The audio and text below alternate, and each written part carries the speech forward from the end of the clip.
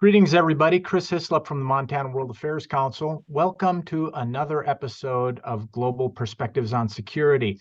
This is our short webcast that gives you deeper insight into the security questions of the day. We're joined, as always, by our good friend Mick Mulroy from the Lobo Institute.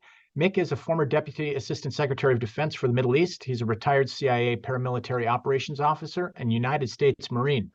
He's a national security analyst and a co-founder of the Lobo Institute in Whitefish, Montana, and a board member of the Plato Institute in Athens, Greece. Welcome again, Mick. How are you? Great to be with you, Chris, on this 248th birthday of my beloved Marine Corps, which I am compelled to say. Absolutely. We wish the Marine Corps a very happy birthday. I myself have wonderful memories of celebrating the anniversary, the birthday of the Marine Corps overseas. So happy birthday to you and your brothers and sisters in the Marine Corps. Mick, we're talking today about Israel and Gaza, and there has been considerable pressure placed on both sides to talk about this tactical pause, or some people refer to it as a humanitarian pause. Could you first of all tell us what that is? Absolutely. So there is a very short and what people are referring to as tactical pause, which is only for a few hours for civilians to be able to leave Gaza City. The humanitarian pause you're talking about is really being pushed by the United States, and it would be like a 3 to 4 day pause. And what they hope that would allow happen is a lot more humanitarian aid to come into Gaza City, or excuse me, Gaza, because there is a very big deficit in food, water, medicine there. So almost to catch up. Also for third country nationals to be able to depart. And perhaps most importantly is for those hostages, 240 hostages, to be released and brought out safely. And so there is issues on both sides, but there's also benefits, obviously, for both sides. And I think that is where Secretary Blinken has really put his efforts in the last few days. Mick, can you tell the viewers why don't the sides just decide to do this as clearly a good thing to do? What are some obstacles to these kinds of pauses during a conflict?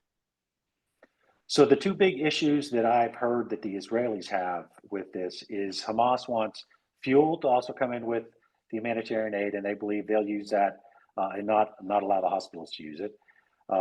And they also believe that Hamas is asking for their wounded fighters to be allowed to leave Gaza and get medical treatment in Cairo. And that's the biggest sticking point with Israel. The biggest problem, the best I can see with Hamas is there's no one voice in Hamas. There's like 7 different factions in Hamas. There's other groups like the Palestinian Islamic Jihad. And apparently it's very difficult to actually negotiate when you don't know who you're negotiating with. And when it comes to the hostages, there's held by so many different groups, including private citizens that just decided to basically take a hostage for ransom.